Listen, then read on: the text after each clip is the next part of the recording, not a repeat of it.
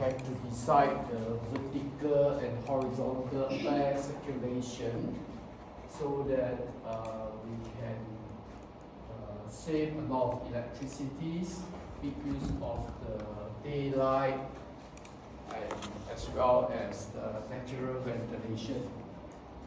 Whereas for indoor situations, aircon is the main concern, and we talk about aircon temperature as well as the indoor air quality. So all this is linked to how are you going to make the occupants be healthy and finally lead to higher productivities when they go to work. Okay, because if people is not healthy, next time when you go to work, then the productivity definitely will be dropped. So here is a very overall things, cover a lot of things. So here just give you some of the example, open corridor and staircase along the perimeters of the buildings, we make use of the daylight. So along the perimeters means at the outskirts of the, you study a rectangle, right? So this is a perimeter, right? Okay. So along the edges, along the corners, you must have some of the corridor and staircase so that it will be open. So when it is open, then you have daylight shining in, then you can make use of it. Okay? And then this photograph will show you light sensor, dimmer can be used to control the light level so that you don't need to be every time full capacity of lights is switching on. So you can save the energy so that you won't waste the energy unnecessary. Okay, so same thing, making use of the natural light is also another way to save the lighting. Okay, and then where possible, use natural ventilation, especially for car park. You can see usually car park don't have aircon, so if you make it open, then that will be very good by using the natural air ventilation. Design natural, this is another example for transition space or areas that not every time got a lot of people. So here they just give you examples. Usually for canteen, peak hour is like lunchtime and things like that. So it is not necessary to have aircon for a very long period, even it is not so many people there. So here is just to tell you that for this type of space, like transition space, we call it, example canteen, you can design without aircon, okay, so that you can make use of the natural ventilation.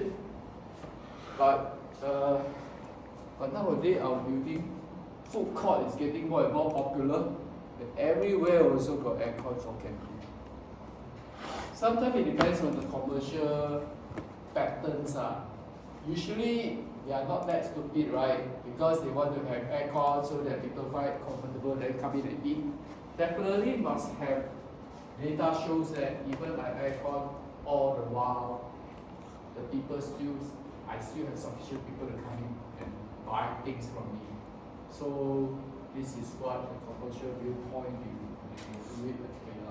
But usually like schools, all these things, usually we don't have aircon now. People use the natural air ventilation to do it.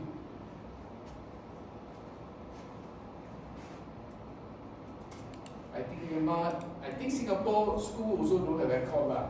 Okay, yeah.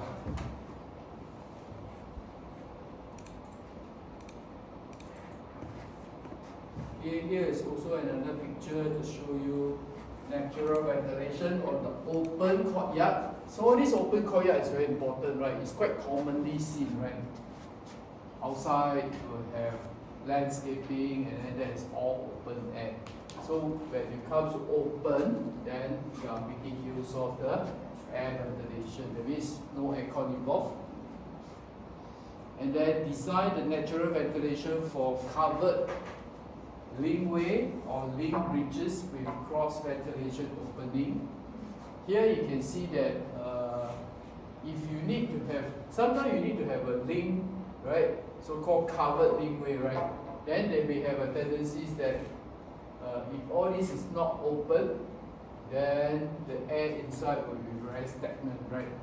So here it's saying that you have cross ventilation opening. That means both sides of the wall you will have opening, so that when the air come inside, go outside, and then if this is the linkway, then you will feel it cooler, better, because there are two openings there. Okay? So same thing for your house, if you find that it's very, very warm, one of the way just cut opening so that you have more ventilation. But of course HDB you cannot anyhow cut.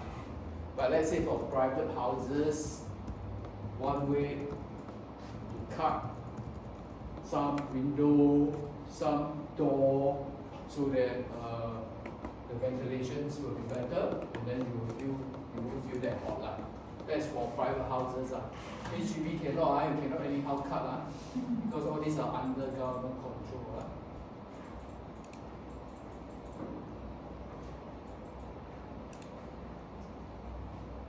Okay, when it comes to constructions and demolition waste, okay, during construction you will have some waste. During demolition, it's even more waste.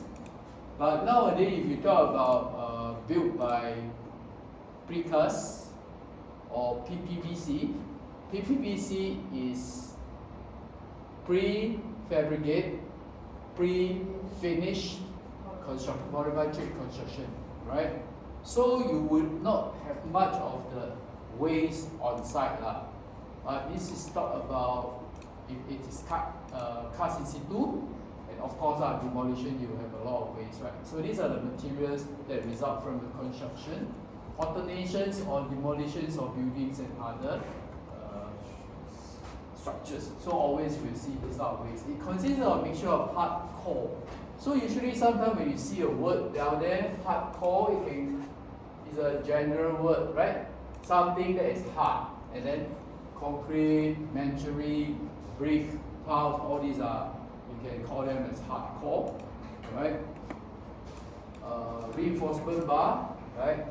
Dry walls, wood, plastic, and scrap iron and all these. So these are after demolition, you see a lot of all these waste.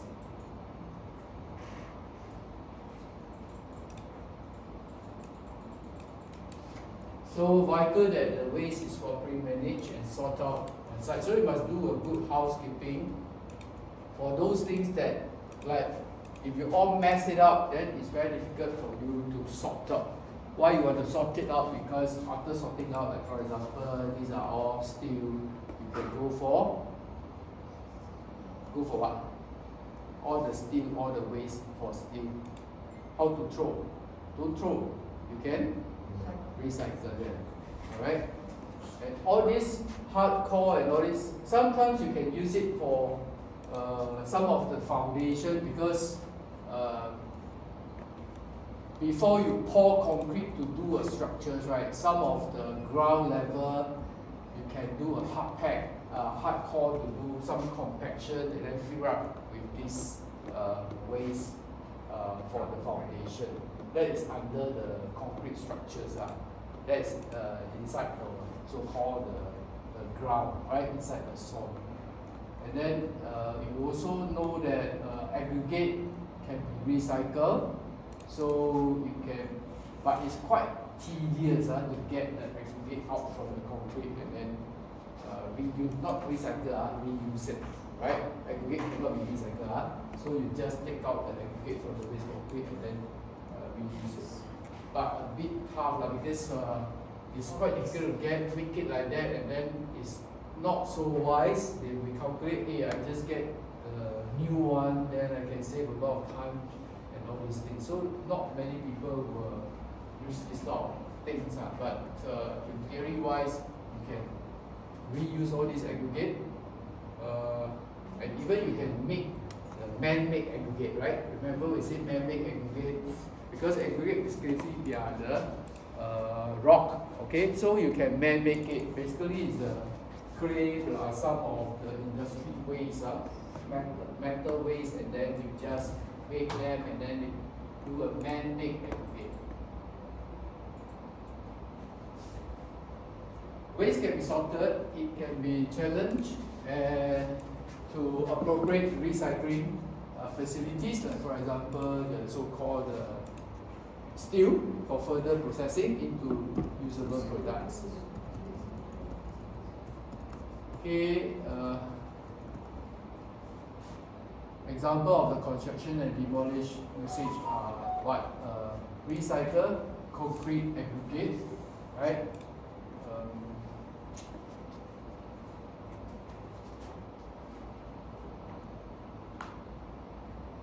Crushed concrete are free from contaminated such as wood, truss, and paper. So you can crush the concrete and then take out the aggregate and then you reuse the aggregate as just now what we have mentioned it. So that is for aggregate part. For wood waste, you can recycle them into compressed wood.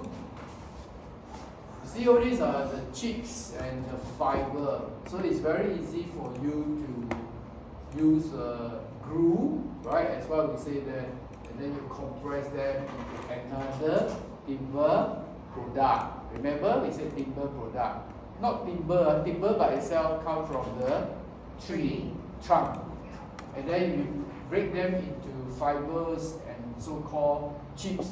Later on, you use the glue to glue them and make it into another timber product. That is possible also, right? So this is what it means. Recycle into the compressed wood for a wide range of application, from fire door, lamination, flooring, to packaging pellets.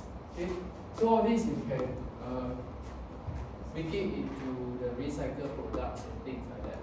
Okay.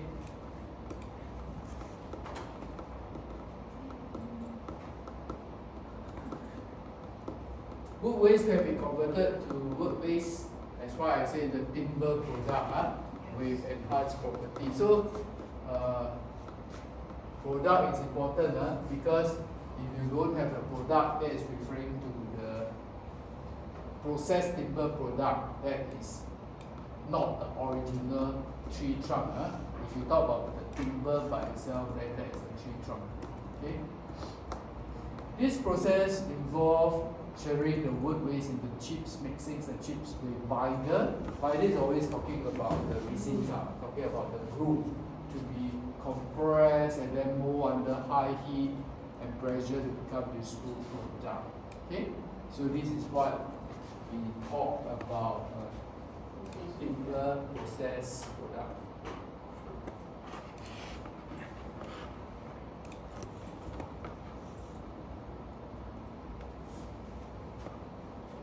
Okay, now talk about steel, right? So steel metals such as copper and steel sludge, reinforcement bar, scrap metal. Scrap metals are, you know, Singapore car, after 10 years, you have to send for so-called scrapping, right? Okay, so all this steel, we can put it into the furnace and then melt it again to recycle it. Okay, so example of that, and here is like another example for the so-called man-made aggregator. Okay, sludge is a glass-like byproduct left over after a desired metals has been separated, so-called smelted, right, from its raw ore. Sludge is usually a mixture of metal oxides and silicon dioxide. So you can see the sludge consists of metal that have chemical reaction with oxygen, and the things also same thing, dioxide, silicon. So these are the sludge. You can make use of all this sludge because you got this You got this, and then you can make it to become a man-made aggregate. Okay? So far is it okay? So where you get the sludge? Sludge is a byproduct left over after a desired metal has been separated, okay, from its raw ore. This is when you talk about producing the steel. You have this process, the leftover. These are the sludge. Okay? So you can see it's a combination of metal plus silicon.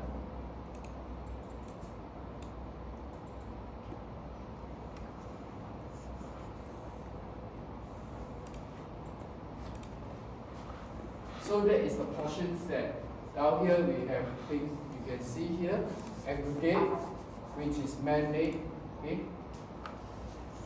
So eco-concrete is essential concrete produced using the substitute for the natural aggregate and natural soil. So recycled aggregate from the demolitions waste were used to replace 100% of the natural coarse aggregate, while wash copper sludge substitutes 70% of the natural sand component. So this one you are talking about eco-concrete is mainly for the aggregate. You don't use the natural aggregate. You use what? You don't use natural aggregate. What do you use?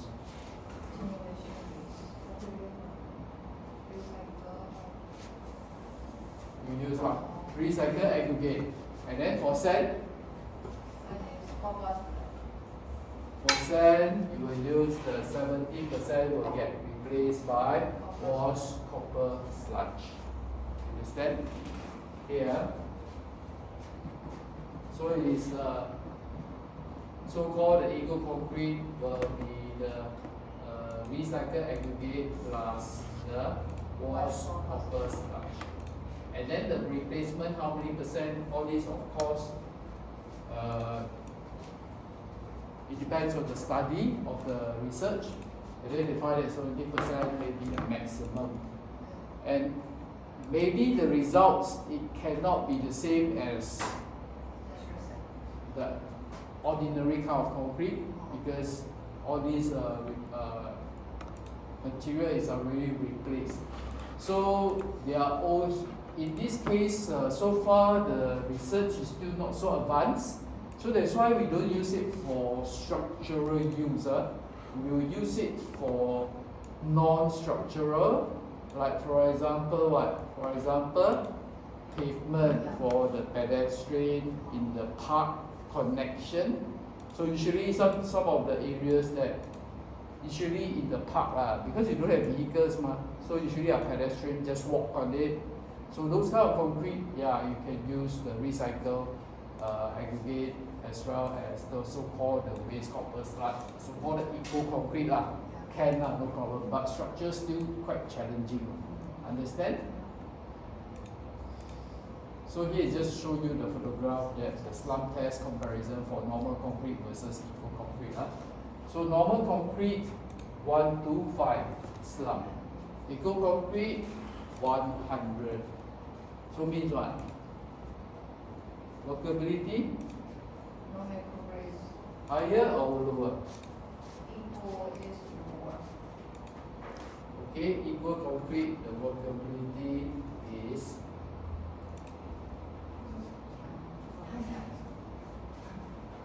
normal 125, right? Yeah. Okay, equal concrete 100. So workability higher or lower? Equal is lower. Lower workability, right? Yeah.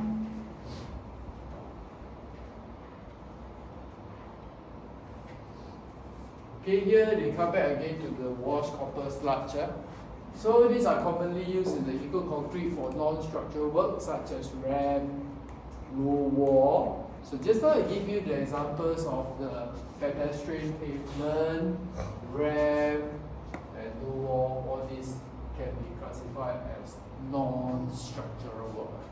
Okay, so this is the photograph to show you how does the waste copper sludge look like. Okay. And then there's another one, you call it steel sludge.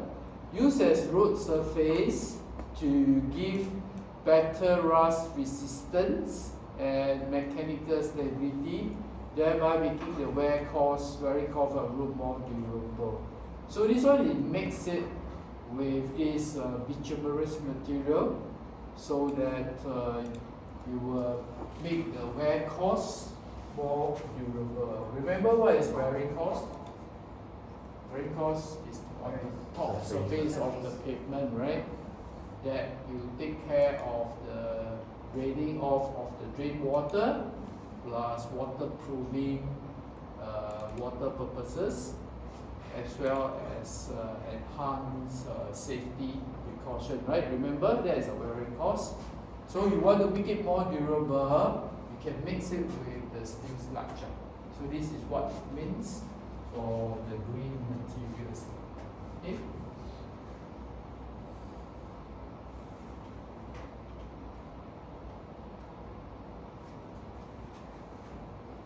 Okay, this is another example of non-structural elements that can be used of the eco-concrete, like walkway slab, park connector, pedestrian footpath, cycling track. So all these are the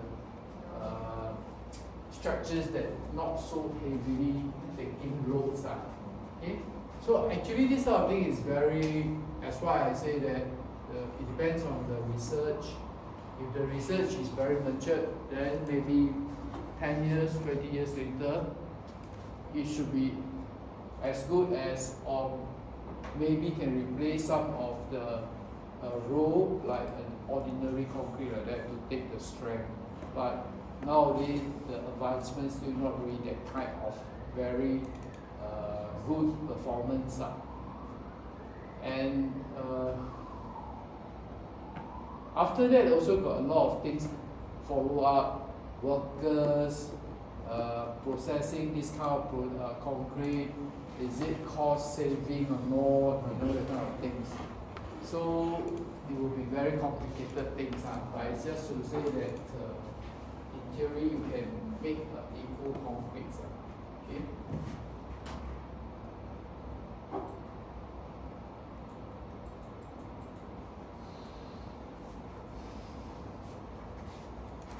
I don't think you all have studied steel structures right now in this year 1.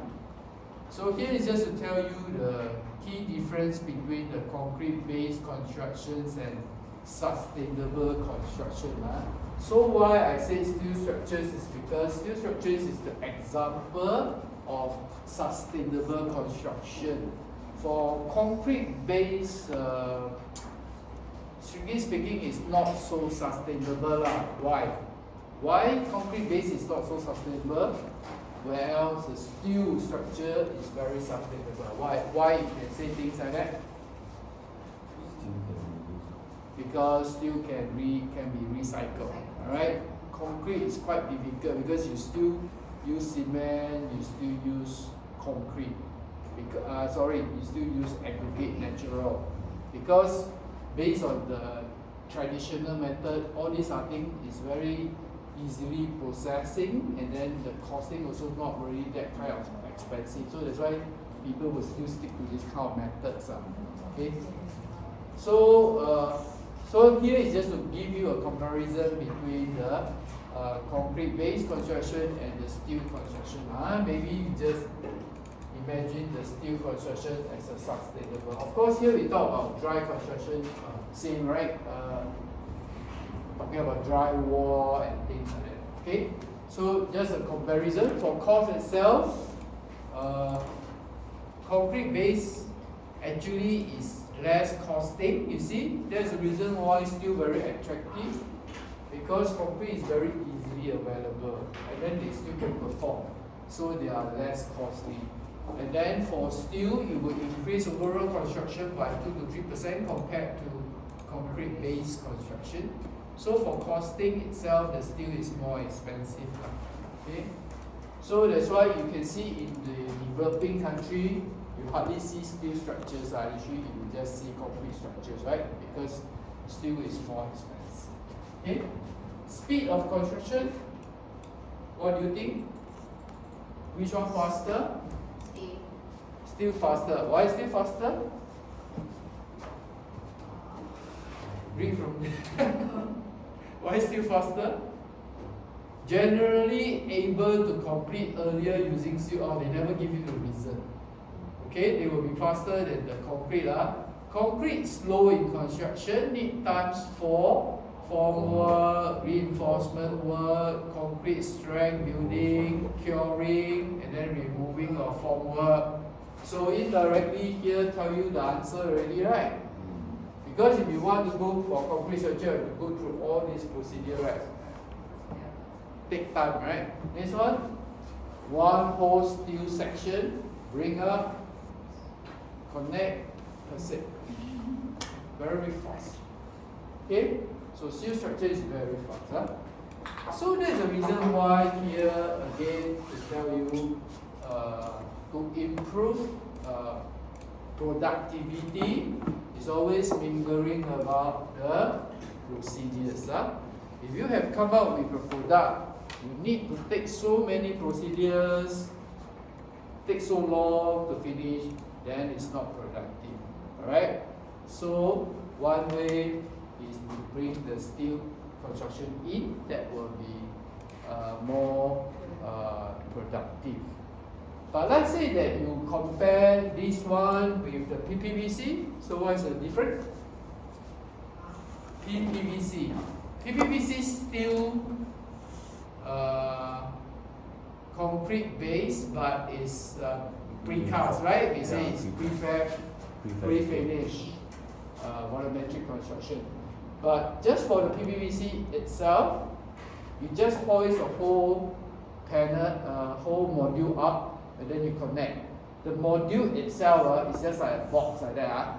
And inside got everything one, just like you want to do it for the toilet, right? Inside it got toilet bowl, got mirror, got very nice wall. Everything is inside already. All this is done inside the prefab factory.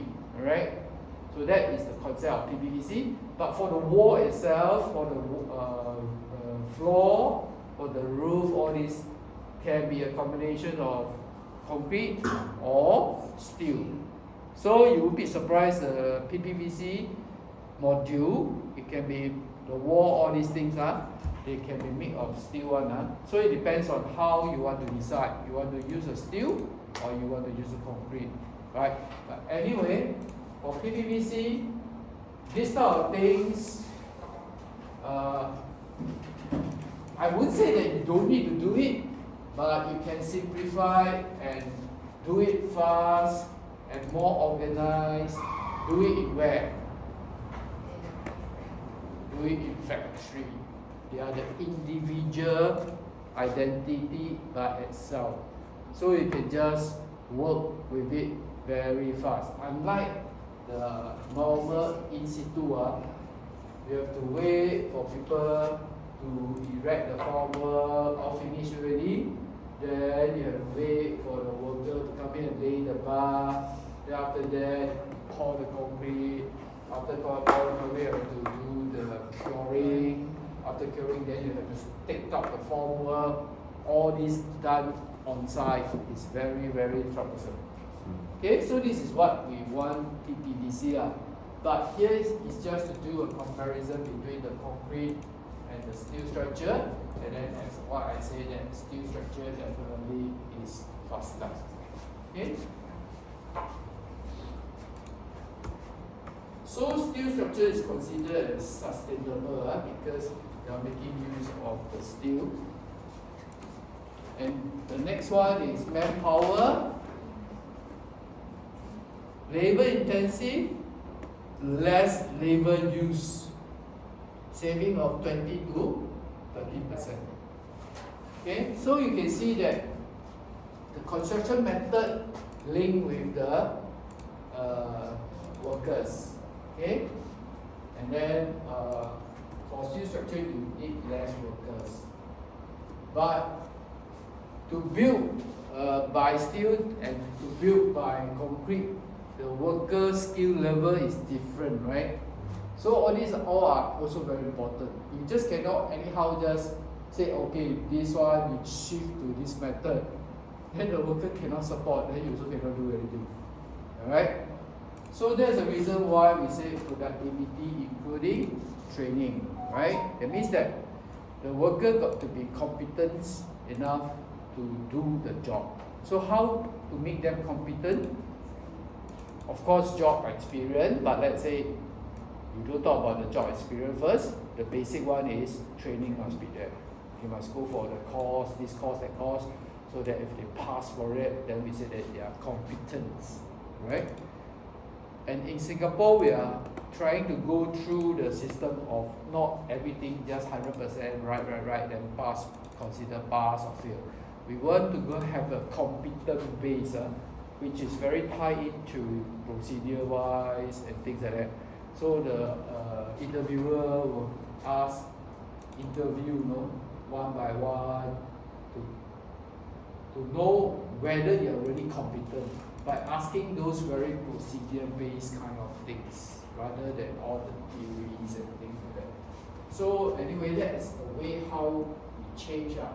But that's overall you need to have a training system. If your training system is good, then that definitely will have a direct impact on your productivities. Okay, next one talk about quality base. Which one better? Still better. Why still better? As components are factory, prefab, they are standardized, and therefore less dependence on the skill of the worker. Rework, but you don't forget, still you need connection, you need welding, and then welder is not easy, not everybody can become a welder. Okay? Yeah.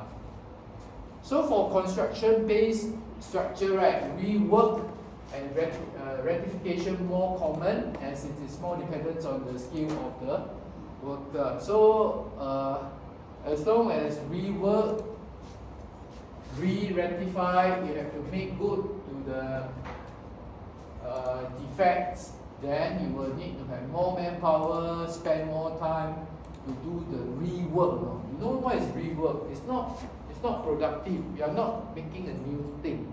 Based on the thing you do touch up, repair, so it's a waste. Alright? So we always don't want to ask for this kind of rework thing happening. Right? Okay?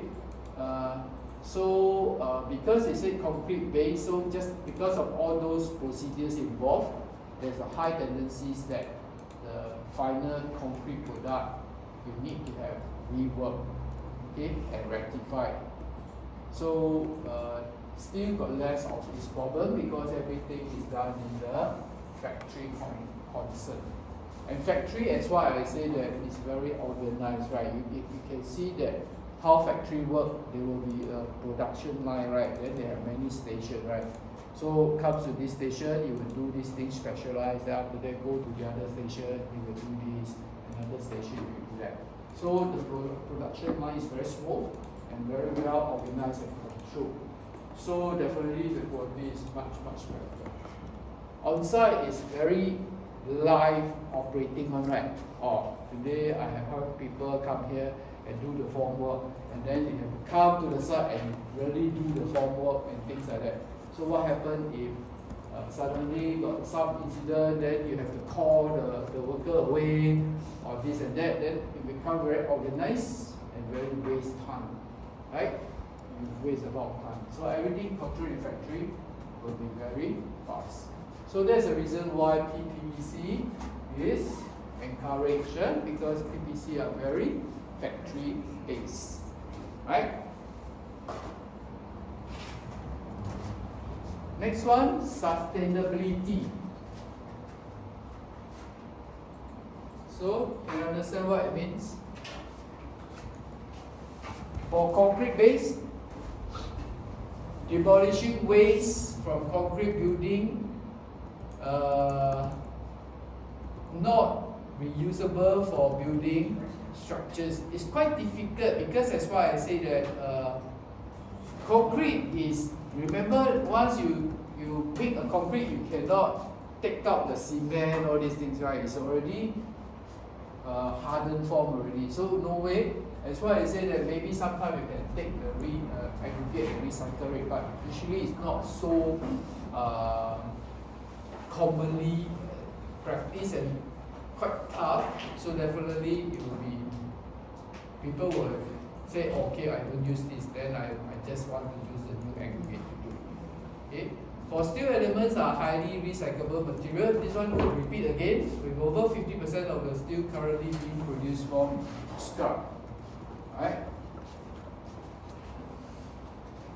Scrap means the unused, you are going to throw away all this steel and then you go and put it in the furnace and then you melt it again and then you recycle. Okay?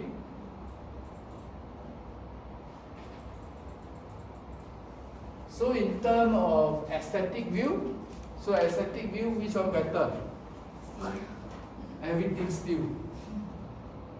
Why? More flexible. More flexible. Okay, improve creativity and steel design can be more flexible, look slimmer, and can cater to longer span structure. Maximum span for steel frame trusses can stretch to more than 20 meters. Why you can be slimmer for steel structures? Why you can have longer span? You know what is span or not? You study structural mechanics already, you cannot tell me you don't know span. What is span? Span is the most important one for your structure. What is span? The size of the roof, the area. No, the space. Size of roof, the area, all wrong. Walao. What is span? Huh? Span is the distance between the two supports. We call that span. For a beam, supported by who? Supported by column. Then the distance between the two columns is the span of the beam. Okay? Why you are interested in span?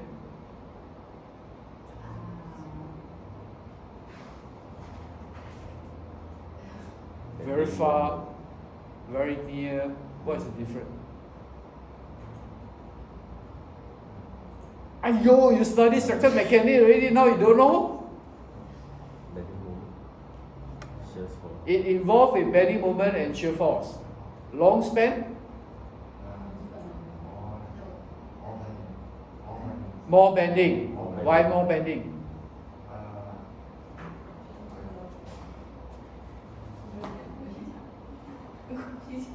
Why longer span, more bending? Talk. You didn't tell me the formula. What is the formula for your bending moment?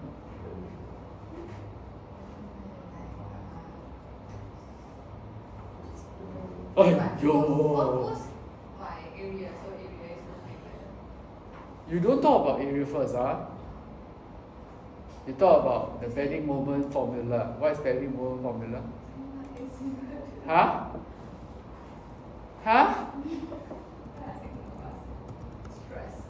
For UDL will be WL squared divided by 8, right?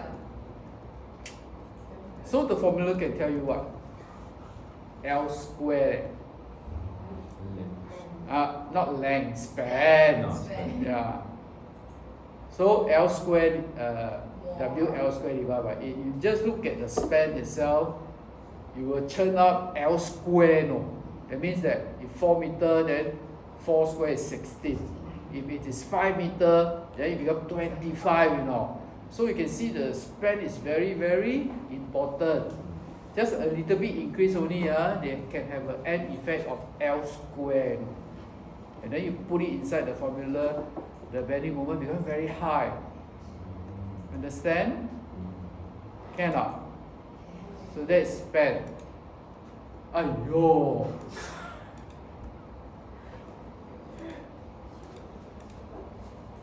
So span is always giving a lot of problem for the structural engineer because more bending moment, more headache, right?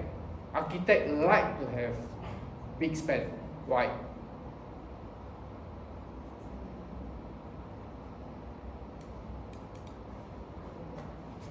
Why? Common sense will tell you what? The distance between two support, I want it very, very far. I don't want so near. So becoming very White space, right? You just imagine two columns so near. You want You don't want, right? You want the column to be far away, right? Span long, ma? Understand? So longer span better for architect, right? They always like to have. But structurally, you have a lot of problems. So the problem will throw to the structural engineers to have this kind of span, but how to support for the structure. Then they have to think of it. Architect is not going to do this. Alright? Understand? So span is very important. Huh? So here it says that for steel structures, you can have more span. For concrete, it will be less span. So usually maximum about 12 meter. Alright? Then this one it can be 20 meter, right? Why like that? Why like that? Huh? No, this one, if you thought everything loading to serve the people, everything the same. For the concrete, you can only serve 12 meter span. For the steel, we can serve 20. So why like that? The load come from where? The load come from dead load and live load. Dead load come from where? The material itself, the dead load. If you use concrete, the dead load is heavier compared with the steel. Because steel smaller dimension, slimmer. Right? Concrete, you need to have concrete. If you want to design for that particular force, you must design a beam which is so tall until that it can take the bending moment and things like that. So it will be very bulky, it will be very heavy. So when it's heavy, remember bending moment is WL squared divided by 8, right? What is W? W is the weight. It's a dead load plus live load. And then we call it as a UDL, uniform distribution rate, load, right? So finally you will resulted heavier dead load. So the span cannot be too far, but still can fall because they are lighter. So why like that? Then you have to go back to the material already, because steel by nature can take more stress, whereas concrete cannot take so much stress. That is the nature of the material. Understand? So far okay? Can?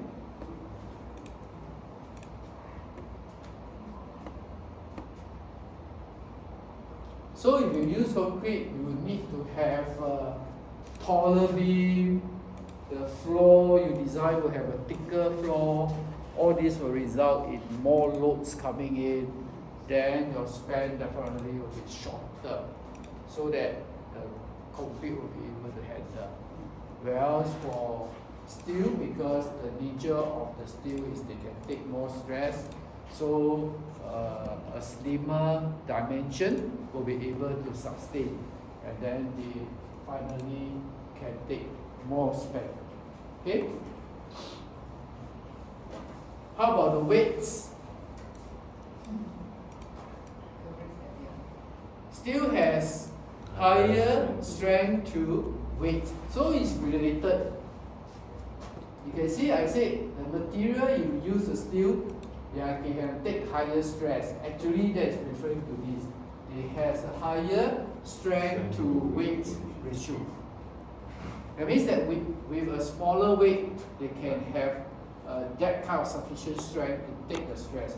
Whereas concrete has lower strength to weight ratio. That is the nature of the material. So they become very heavy in the dead load. So because of that, so concrete has lower strength to weight ratio, whereas steel has more. So finally the weight is lesser, then the foundation will be less requirement because overall weight will pass it to the foundation, right, from the building. So for concrete, definitely is much heavier. Building, for steel building, definitely is lighter. Understand? So far, is it okay? But as far as I say that conventionally people still use concrete lah.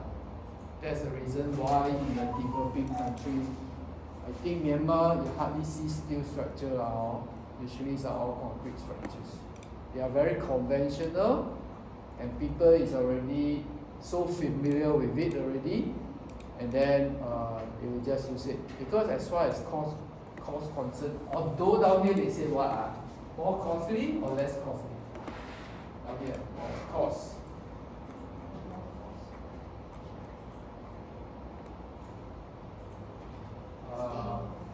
Steel is more expensive, right? And another reason is because of all those technologies. Because for building you need architect and engineers to be doing it together for the design. And let's say that the design, most of the professional engineers, when they do the design, they are very familiar with the concrete structure to design. You ask them to change it to steel structures, to them maybe they may not be so I wouldn't say familiar. Of course they are still capable, but it's just that it's not so commonly practiced in the country. So actually becomes like every time they do the work is doing the design for a concrete structure. So become very, very familiar with that already. Whereas for steel you have to make sure that will be another kind of design, right? Because they are using steel, it's not concrete. So will be another set of design skill. So they may not find it familiar with it. So that is the reason why it's not so common. But of course, as a professional engineer, you got to know everything, because I cannot say you are the professional, you are the PE, professional engineer, that you can only bracket, design concrete, no such thing lah. You must be everything also must have. Okay? So in your second year, I think, next semester, I think, you will learn something about design, steel design. Yeah? Yeah. So these are the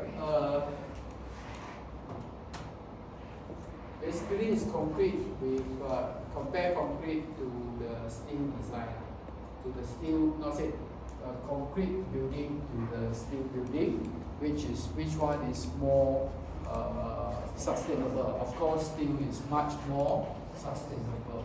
Okay. Is this I think this should be the last slide. Yes. So any problems before we go to tutorial?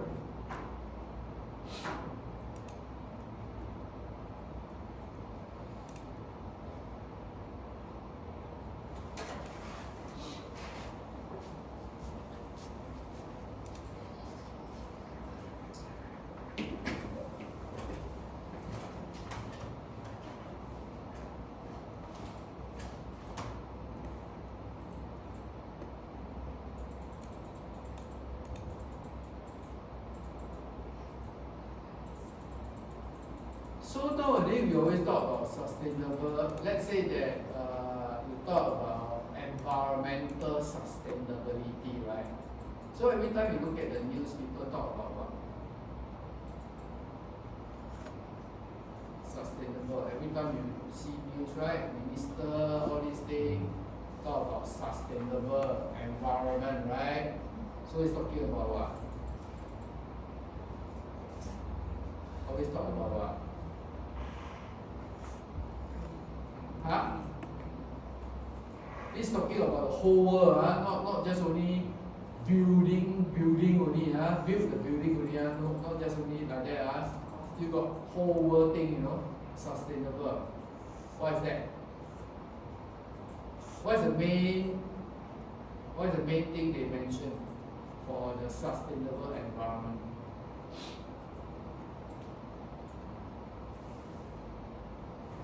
Energy saving. Huh? What? Saving the energy. Saving energy. How does it link to the saving energy?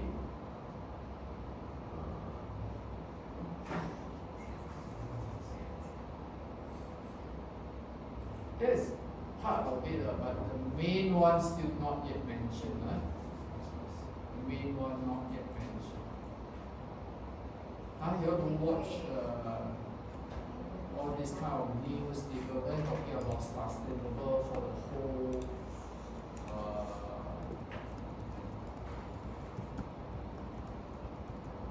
global. It's talking about carbon, right? Remember we always talk about carbon, right? As long as any things that you need to a lot of carbon, right? Then that is not sustainable in that sense because carbon will produce. That's why I said CO2, right? Then they will make a problem.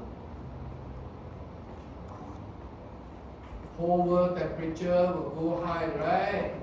Then finally it will become disaster, right? So the whole nation, the whole world says that if you still don't want to take action, what happened? The world is going to melt, right? Because temperature so high, then water level will rise up, right?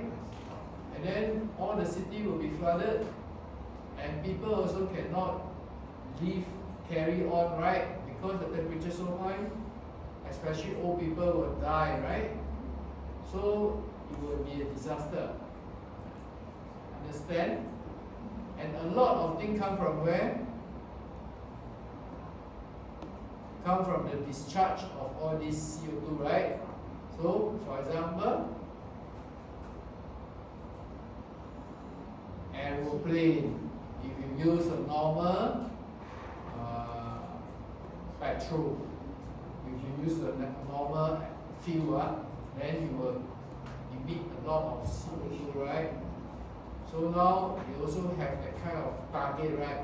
You must use the new fuel so that you won't produce so much CO2, then that will be sustainable.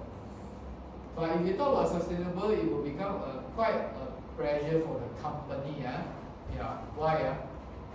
Because the company using all this normal fuel, petrol, very cheap, going on, make profit. Now you ask me to use another type or come up with another methods or another system. All these are money, right?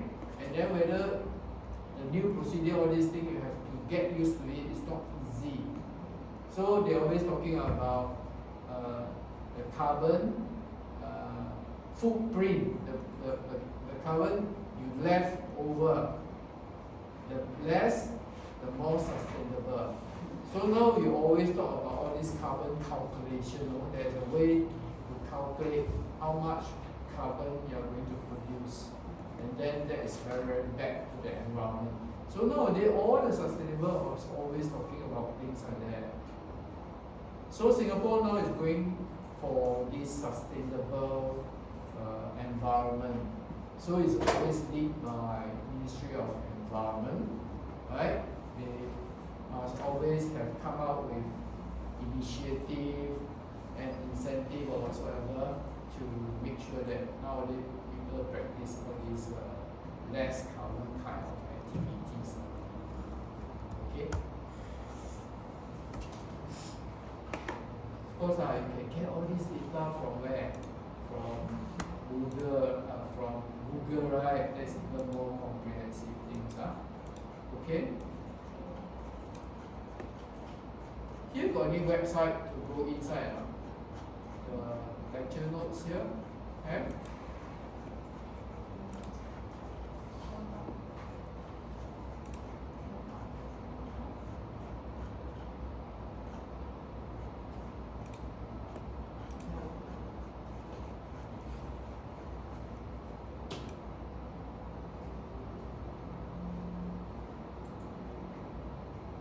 We go through the tutorial first, got free time, then we go into Google. Go into the Google. So last tutorial, there's tutorial 7.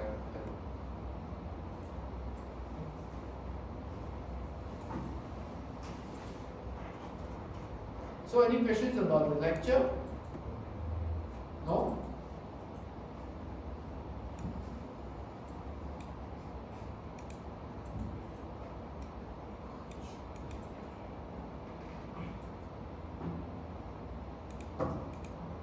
Okay, so you have this tutorial, right? Huh? Okay, first question, what do you mean by sustainable construction? So this is talking about sustainable construction. Just now I talk about the whole world, it's not just only construction. Sustainable also, but it's talking about the whole world activities. Here is just only construction. So sustainable construction is the adoption of material and product, right, in the building and construction, in building and construction that will require less use of natural resources and increase the reusability of such material, okay, and product for the same or similar purposes, thereby cut down the waste as well. Sustainable construction also enhance the resilience of the industry as such material are readily available in the world market.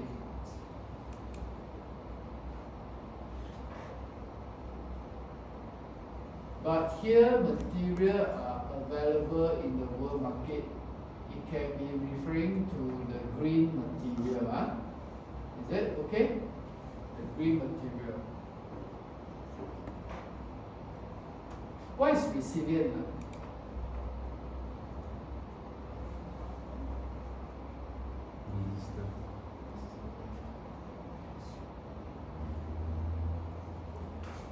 What is resilient? Go to check the Moodle, check Google, what is resilient? This word always happening nowadays politician, our prime minister, I want to make Singapore to become resilient. Always very common words here. So you better study this word resilience. So what is the meaning for it? Actually, when you see the picture, you see one whole desert, then they put one glass down there, then they show, oh, this is resilient. You know, like whole desert, whole desert, don't have water, but got one small glass going there. Then they say, oh, this glass is very resilient. So what do you mean by resilient? What's the word then? You look at the Google. What's the meaning? Capacity to recover quickly from difficulties. Very fast recovery from where? Difficulties. From? Difficulties.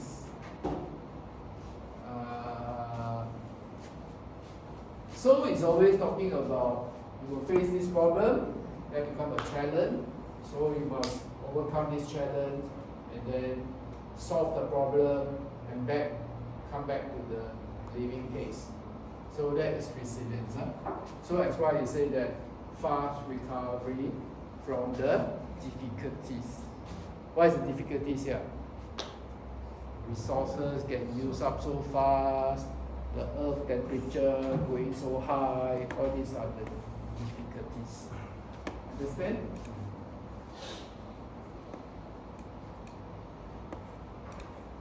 So far, any questions for question 1? Okay? No. Then question 2. State the 3 main principles of sustainable construction. So what is the 3 main principles? We have mentioned reuse, reduce, and then recycle.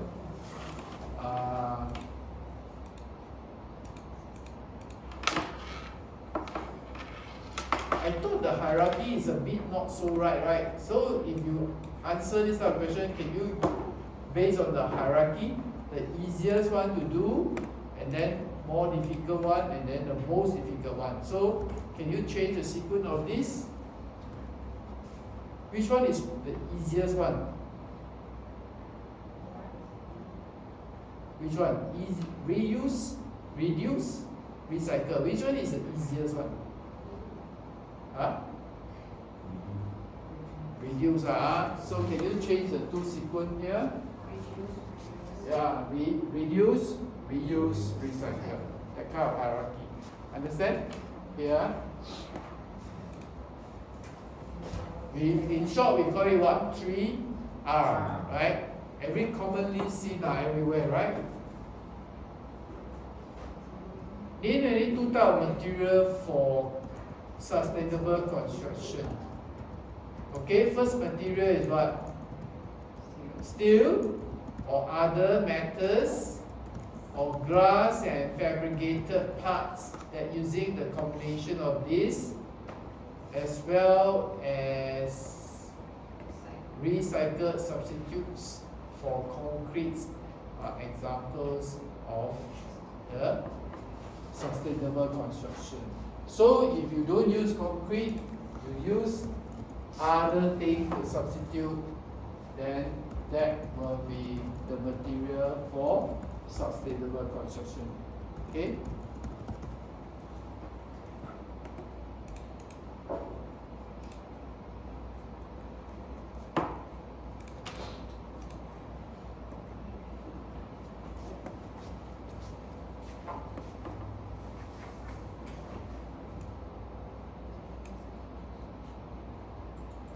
If you put in the answer of using fly ash, can be or not?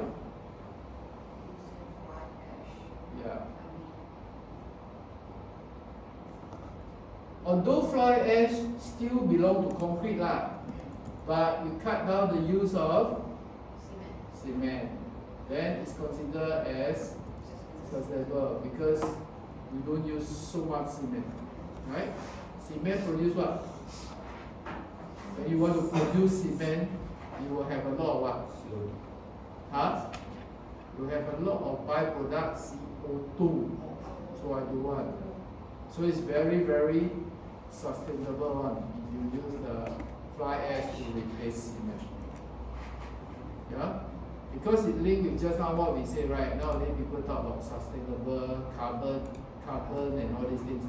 So if you produce a lot of cement, you need to produce a lot of CO2. This is not what we want.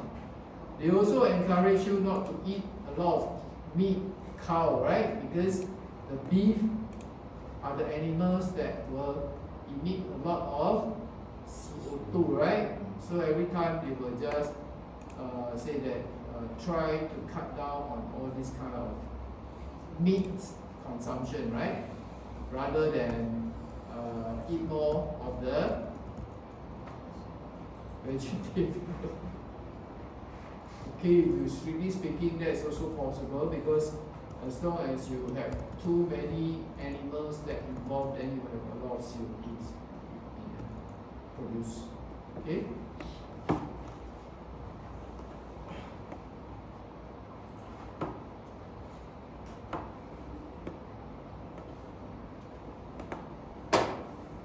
Define the term eco-concrete. So what is eco-concrete?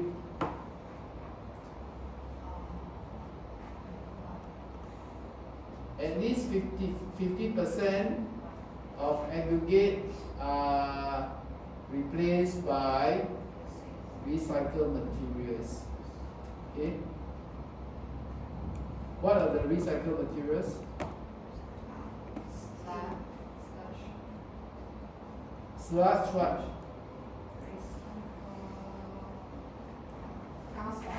Copper, was copper, sludge. Right? So was copper, sludge, aggregate, right? Is it was copper, sludge, aggregate?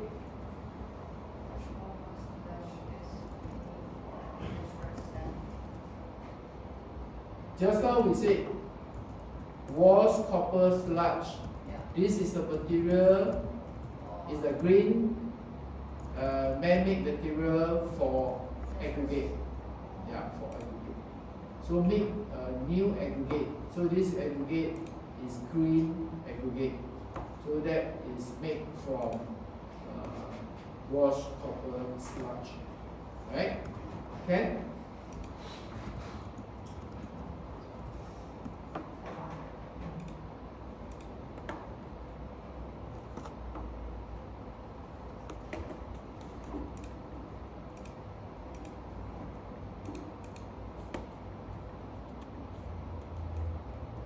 Here, name two mineral used for aggregate replacement. So wash copper sludge, recycle, aggregate.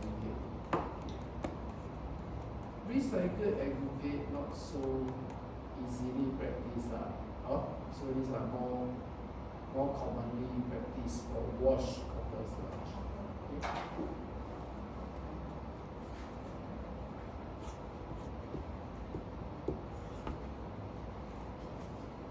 So far okay? Okay, no?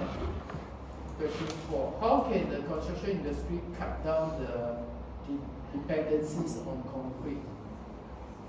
For building structure, for building envelope. For building structures, steel can be used instead of concrete columns and beams. For building envelope, glass, aluminium, other metal can be used instead of using the concrete. Okay?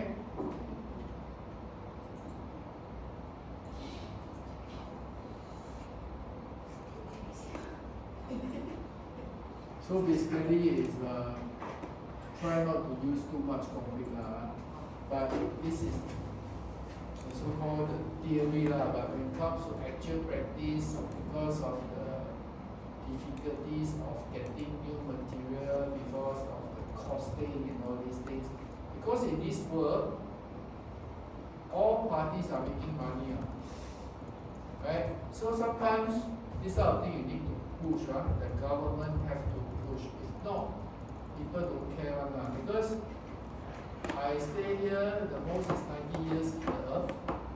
On the earth, 90 years old. I don't care about the rest. I care about my generation after generation. Nobody care, right? So government will push for this.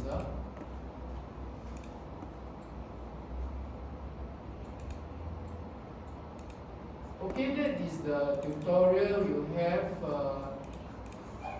Any question you want to ask before we go? I don't know whether any Google you want to see anything or you want to see more video about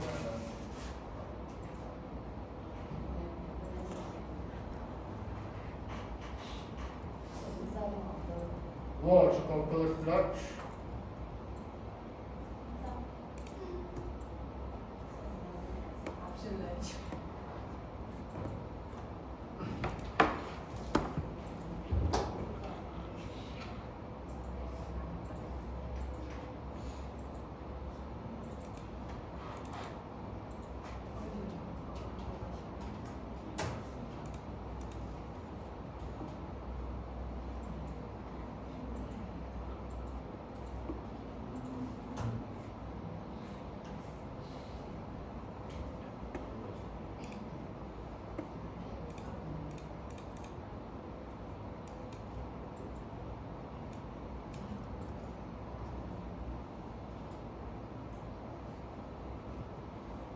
Okay, down here you can see the BCA has a guide on the use of recycled materials.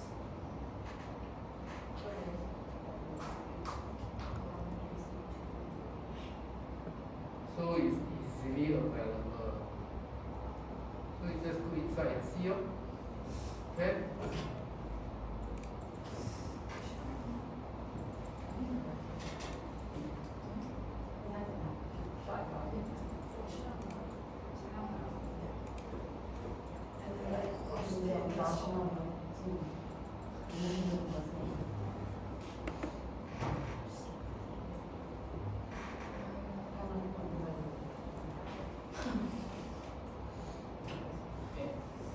Types of material: wash, copper, sludge, steel sludge. Alright? Waste and all this. Application of recycled material: eco-concrete products using recycled material, road pavement, dam fillings and soil stabilization, and things like that, right? And then here you have definition of e-concrete. Is it too small for you, or you can go, Too small. So come to the front. Too small and go to the wait, I see whether manufacturing. On the right side. The third one from the bottom. That one? No. Yeah, this one.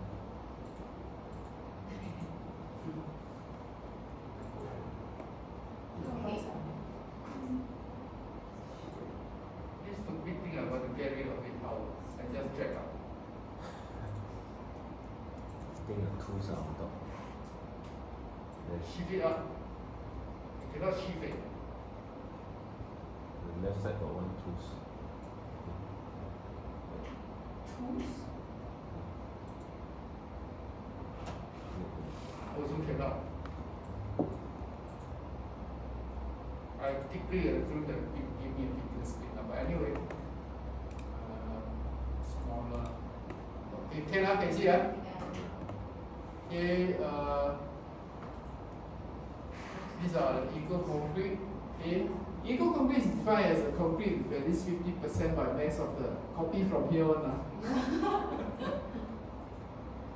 Okay. So recycle aggregate.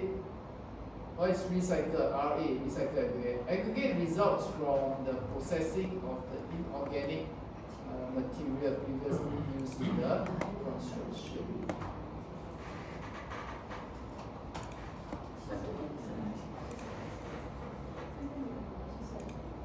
So this process is very complicated one.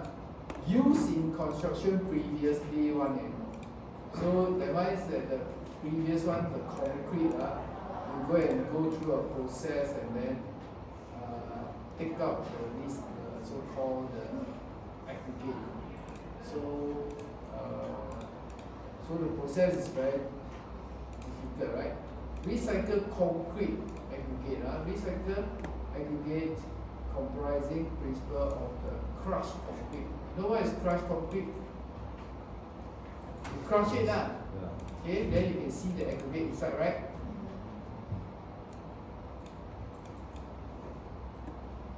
So actually the recycled aggregate and recycled concrete aggregate a bit different. Recycled concrete aggregate is very straightforward. You crush it, you take out the aggregate. That is recycled concrete aggregate.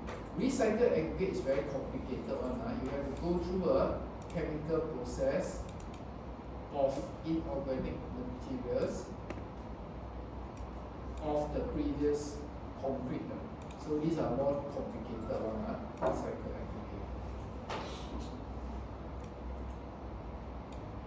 Manufactured aggregate, just now I mentioned already, that is man-made, right?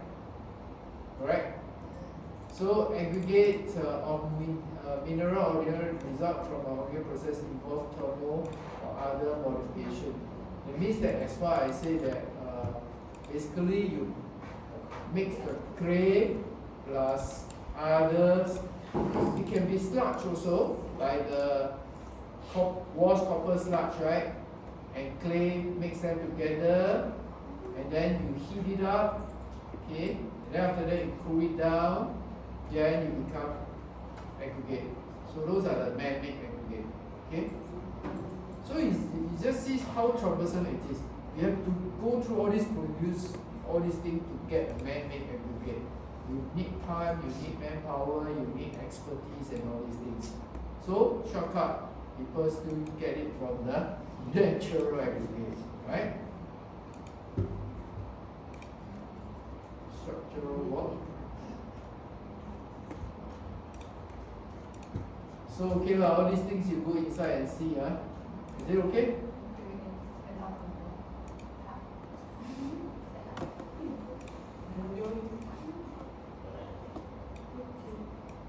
Here you can see copper sludge recycling and processing plant.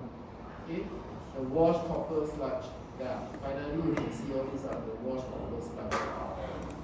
Okay, so it's some sort like a sand like that, right? Instead of using sand, you use this one. Okay, if you want to have a coarse aggregate, then you have to merge it together with the clay and become a man-made aggregate. Coarse, yeah.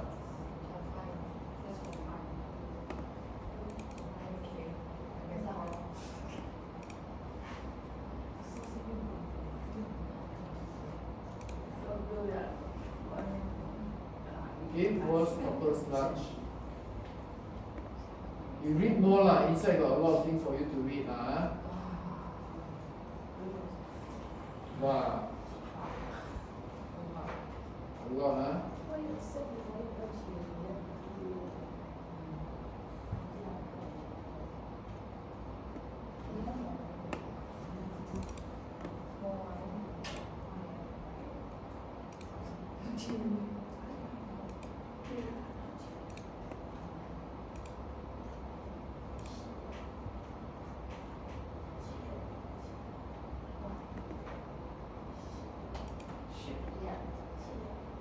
Okay, here have key features of copper sludge.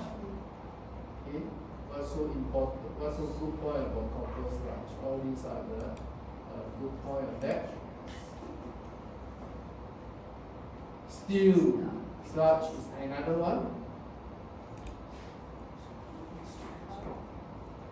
This is granite aggregate. This is steel sludge. Okay, steel sludge is a byproduct formed during the steel making process. Huh? Did we go through the steel making process? Huh? Have I? How to get steel? Yeah, I don't think I go through right. How to get steel? Steel get from where? Steel get from iron, right? Iron get from where? Grab from the ground, right? Mixed together with the rock and all these things, you put them into the furnace. Then after that, you got the liquid form of the iron. We call it pig iron, right? Yeah. So this one is inside the course of the book. You go and read through. So the steel sludge is a byproduct. Huh? It's a leftover product huh? When you want to mix steel, right? Okay. So it is formed from the reaction of the flux such as calcium oxide with inorganic non-metallic components present in the steel scrap. So it's quite complicated. If further undergoes a physical process of crushing and separation to produce the regular required graduations for further use. The amount of steel sludge available for use is estimated to be 0.1, very low, million tons per year.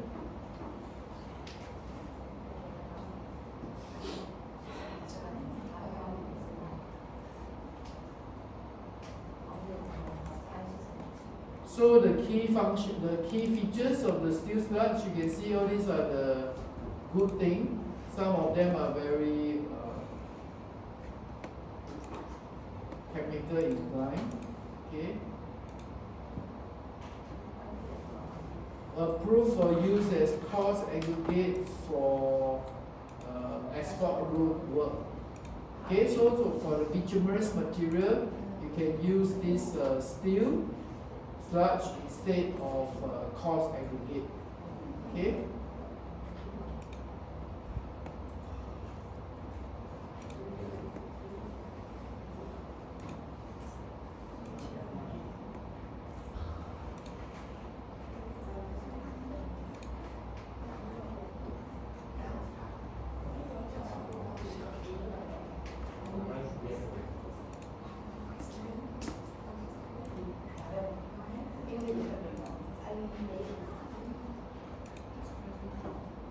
So here talking about the construction and demolition waste.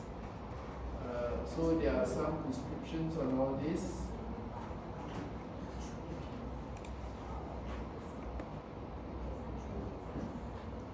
Recycle concrete aggregate. How they do it, you see. What is C and D?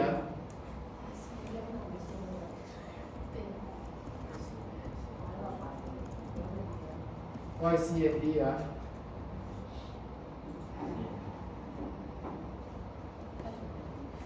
Construction and demolition. Yeah lah. Construction and demolition.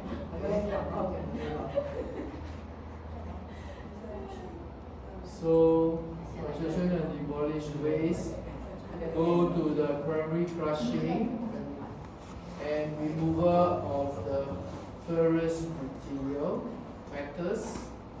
Because when you hack the concrete, a lot of steel bar are still attached inside with the concrete, right? So you must remove away the steel bar, alright? Then after that, removal of the foreign materials such as brick, plastic and asphalt. So it's quite troublesome when you do the removal part. First one is steel, then second one are all the other things like brick, like plastics and things like that. Then after that, further crushing and screening of the so-called LCA. What is LCA?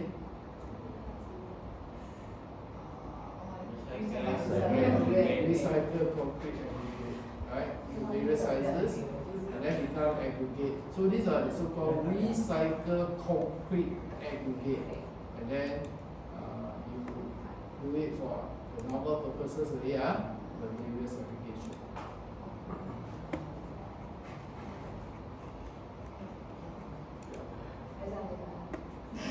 So these are the recycled concrete. It looks like concrete because of what? A lot of cement on the surface, right?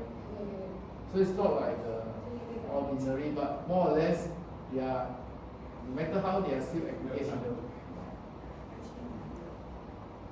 So this kind of company doing this kind of recycle, do they make money or not? If they really make tons of money, then you will have a lot of this kind of company. But in the market, we hear of all this company. Not many, right?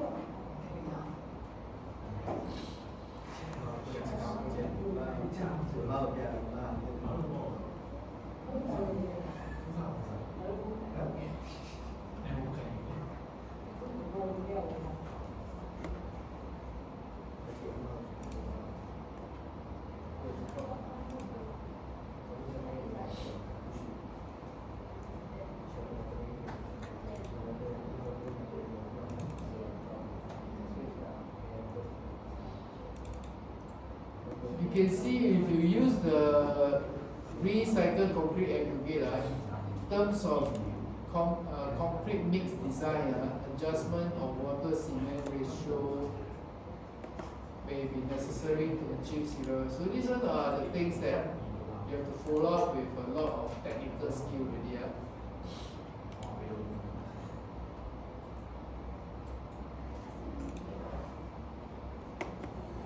You see, even you use the recycled concrete aggregate, you can see commonly used in product of eco concrete.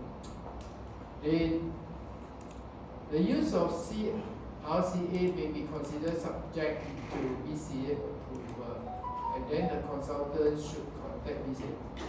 So it's very complicated. Usually we still don't use it for the structural works, but for non-structural work, yes, for eco concrete.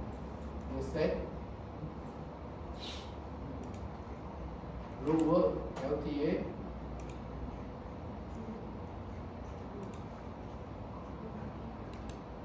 Wood waste.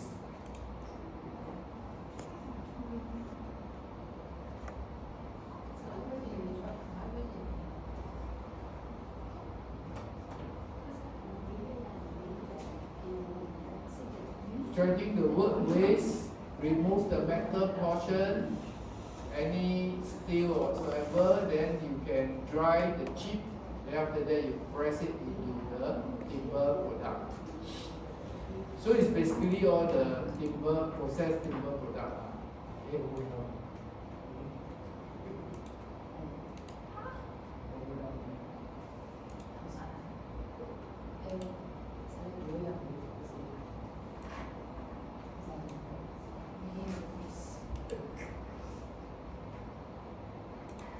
These are the waste from the existing road, mere waste.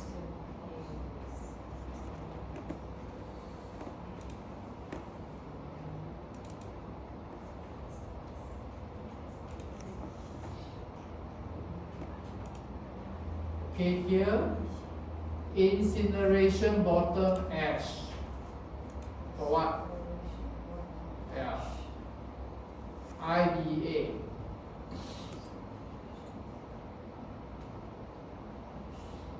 IBA is a residue products from the combustions of the municipal solid waste. What is solid waste? Rubbish. All the rubbish come from the home. Okay? You go and burn it. After burning it, you will have a lot of ash. So those are the incineration bottom ash. It's just like the fly ash like that, right? But fly ash is natural, come from volcano, right? This one comes from the burning of the solid waste. Okay? To overcome the constraint of limited land, Singapore has adopted waste to energy. Means what? Incineration. So the waste you convert it to energy, right? Okay? As a waste disposed. You want to throw away all this disposal, right? Other country is very scary one. How they do? They throw it in also on the land, but nobody care. One huge mountain of rubbish, right? Myanmar, how do you all do it? Just like this. Just like this, right? So it's very bad, cannot. So you should burn it, okay? So you must build incineration plant to burn, right? So finally, no money cannot do anything. Got money can do a lot of things. Okay? Incineration will cut down the waste volume drastically to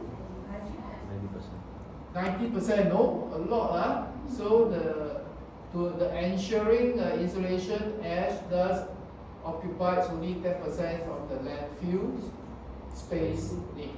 Okay. So insulation ash comprises about 50% fly ash and 85% insulation bottom ash. Okay. So you can make use of all this as a recycle.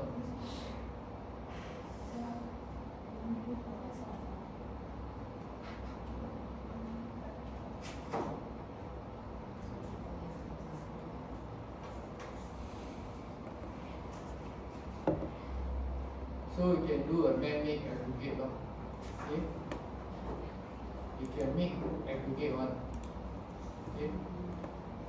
So of course inside they have a lot of chemicals inside.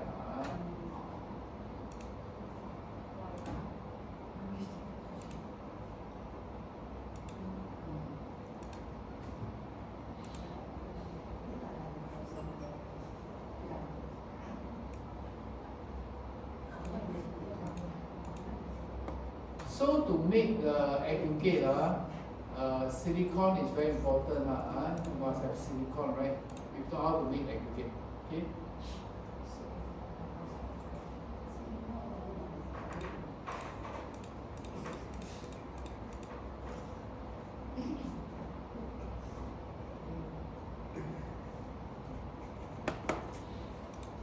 Okay, so maybe you also want to go inside and take a look at this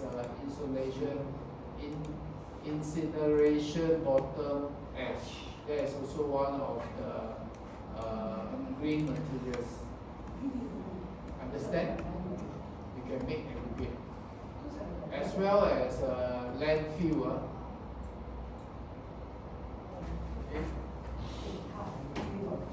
What's the time now? Huh? Now it's lunch time. Yeah. What time you come back?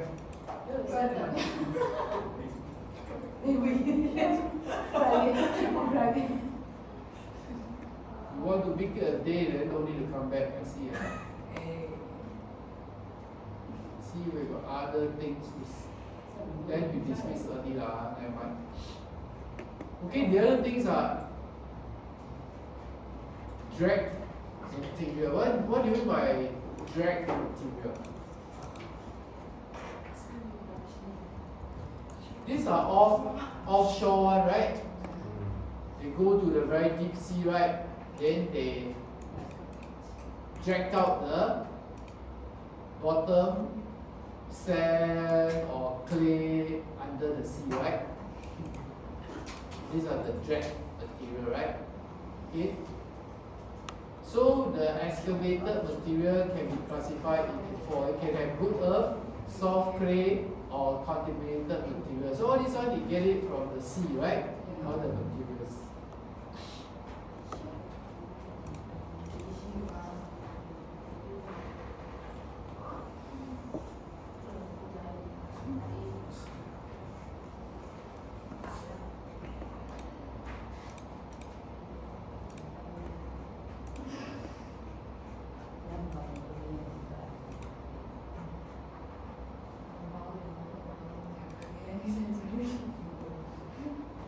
Okay, application of recycled material, eco-concrete.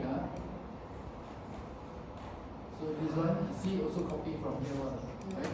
Normal concrete, eco-concrete.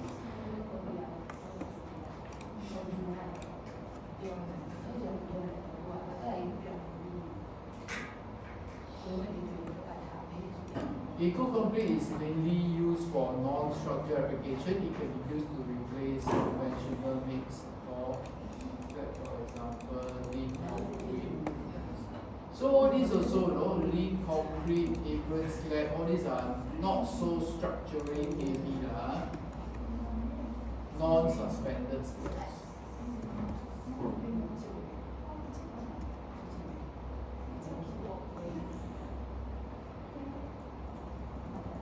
All these things, we call it precast curb, right? Where can you find the curb?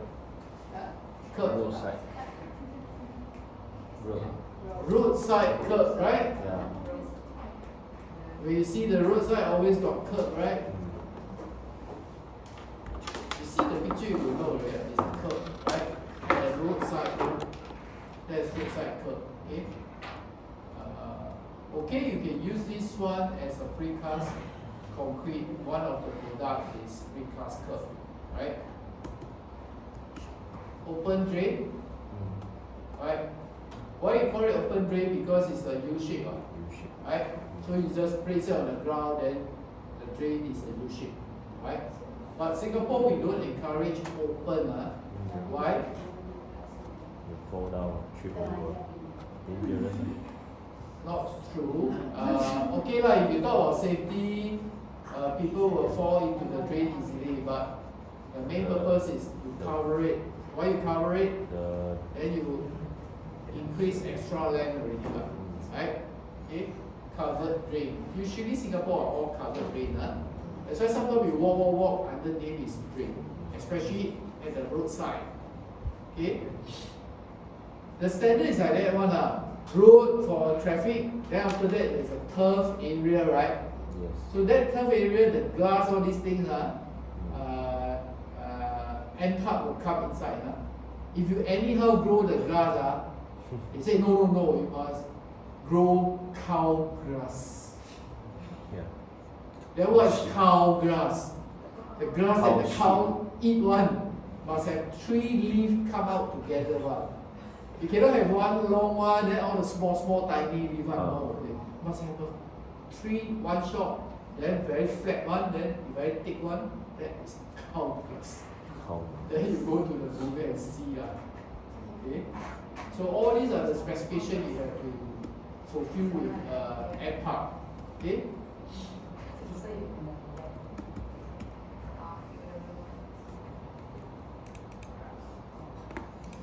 This one drop inert chamber also very commonly seen, right? This one is also for drainage, right? Especially at the side of the road, right? At the side of the road you can see all these things, right? The water from the road will discharge the water into this drop inert chamber. Precast slab. You see all these things are all very small things. The thickness are very small one. So usually it will be for the non-structural work. Normally lah. Okay.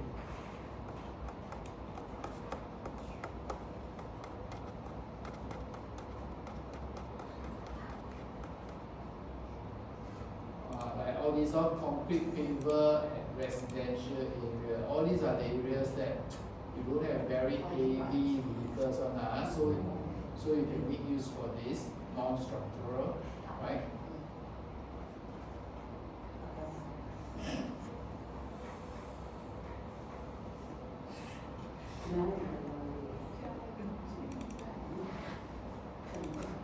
This one concrete paver made with ceramic aggregate.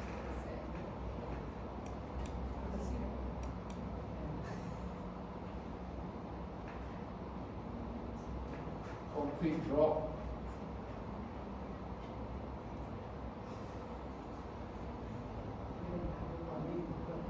Aircraft pavement construction.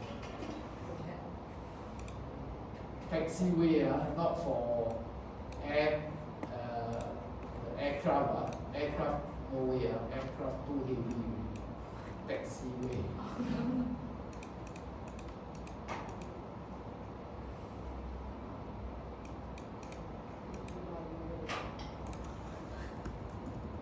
Road construction.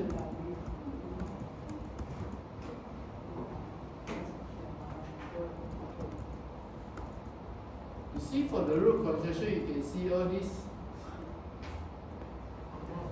Can recall or not? All these are what? All these are flexible pavement. Right? You can see sub base. Right? This is base. Right? This is subgrade, right?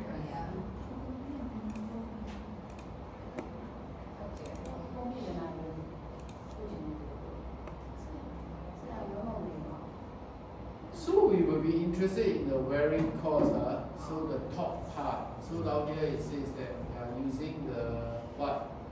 Steel sludge, right? For the surface resurfacing work. Okay? So all these are resurfacing work.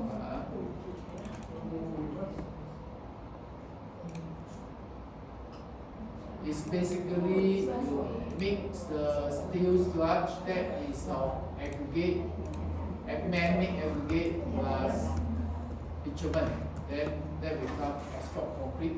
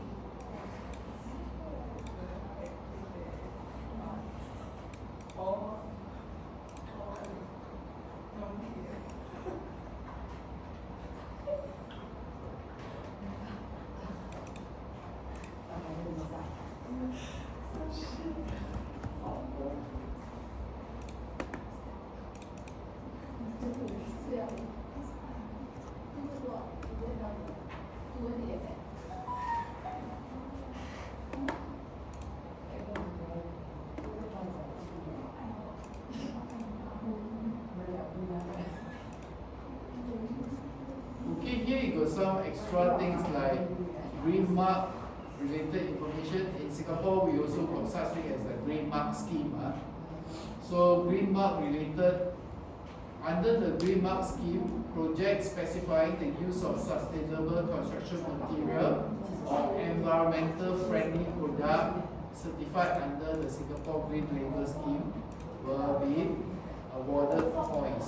Then the allocation of point is to recognize the efforts construction sustainability with respect to the type of material used in the design and constructions.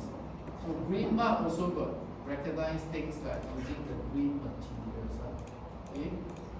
So how they give the mark, all this maybe you need to go into details.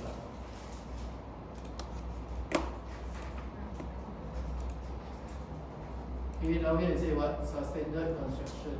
Encourage the adoptions of the building design, construction practice and the so-called materials that are environmentally friendly and sustainable. More efficient concrete usage for the concrete. This one will be 0.1 for every percentage reductions in the so-called.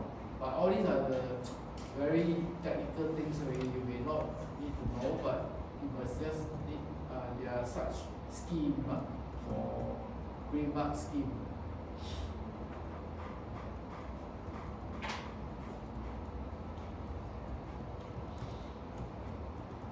So if you browse it yourself, okay?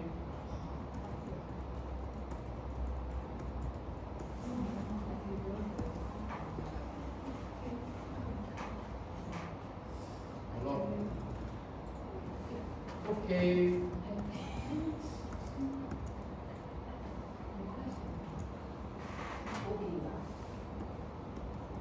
Any other further questions?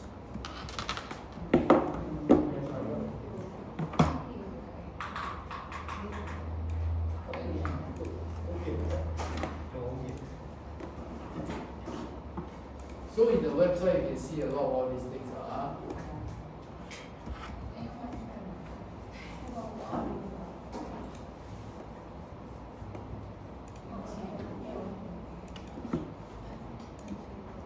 Okay, any other question you want to ask?